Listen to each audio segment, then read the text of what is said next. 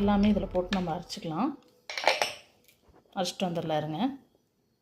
பாருங்கள், அந்த கொத்தமல்லி தழை, புதினா தழை, பச்சை மிளகா, அப்புறம் பாதாம் இது போட்டு அரைச்சிட்டு வந்துட்டோம். லெமன் போட்டு அரைச்சிங்கன்னா இந்த கலர் மாறாது, அப்படியே இருக்கும். நான் லெமன் போடலை. இதை அரைச்சிட்டு வந்திருக்கேன். இப்போ நம்ம மேக்னேட் பண்ணிக்கலாம். பாருங்கள், நம்ம கறியை போட்டாச்சு. இதில் நம்ம தயிர் கொஞ்சம் ஊற்றிக்கலாம்.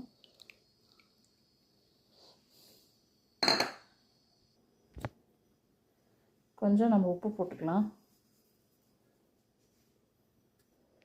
இப்போ நம்ம ஃபுல்லாக பெசரிக்கலாம்.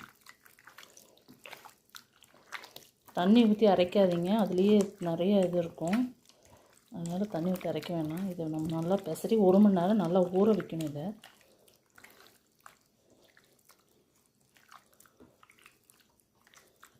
அப்படியே 1 மணி நேரம் ஃப்ரிட்ஜில் நம்ம ஊற வச்சிடலாம். இப்போ பாருங்கள், தாளிக்கிறதுக்கு உண்டான பொருள் வந்து இஞ்சி பூண்டு பேஸ்ட்டு, தக்காளி, பூண்டு, பெரிய வெங்காயம், கொஞ்சம் பட்டை, கொஞ்சம் சீரகம். இப்போ தாளிக்கலாம் வாங்க.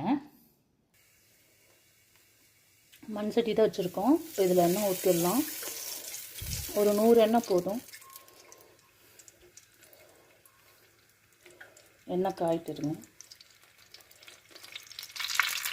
இப்போ எண்ணெய் நல்லா காஞ்சிடுச்சு. இப்போ நம்ம இந்த பட்டை, சீரகம் இதை போட்டுடலாம். பொரிய பாருங்கள்.